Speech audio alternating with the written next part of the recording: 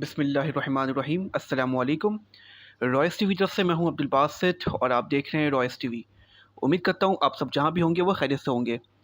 تو ناظرین کرام، ایک گڈ نیوز آپ کے ساتھ شیئر کرنی تھی۔ جی ہاں ناظرین کرام، it's a very good news. وہ گڈ نیوز یہ ہے کہ ناظرین کرام، پاکستان میں تیل اور گیس کے دریافت ہوئے ہیں، اور تیل اور گیس کے ذخائر دریافت ہوئے ہیں۔ جی ہاں ناظرین کرام، اور یہ بہت بڑی اچیومنٹ ہے، بہت اچھی گڈ نیوز ہے۔ پاکستان میں تیل اور گیس کے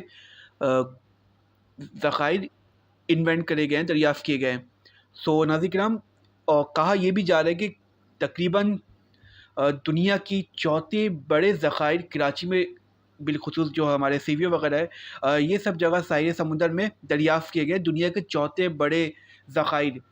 تو آپ سوچ سکیں ناظرین کرام، اگر یہ پریڈکشن جو کی گئی ہے جو گرافٹ کی جانب سے، اگر یہ پریڈکشن ٹھیک ہے تو پاکستان کو کتنا فائدہ ہو سکتا ہے، پاکستان کہاں سے کہاں پہنچ سکتا ہے، یہ ہم سب کو بھی نہیں پتہ۔ اللہ کا یہ شکر ہم سب کو ادا کرنا چاہیے ایز اے پاکستانی، کہ کتنا بڑا بینیفٹ پاکستان کو ہونے والا ہے اس سے۔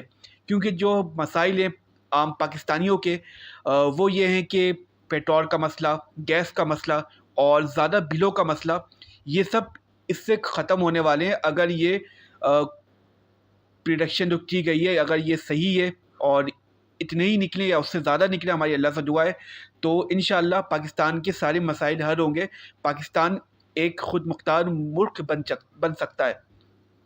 تو دیکھنا یہ آگے آنے والے دنوں میں کیا ہوتا ہے، کیونکہ جو ہمارے دوست ممالک ہیں وہ ہمارے ساتھ دیں گے، اور اس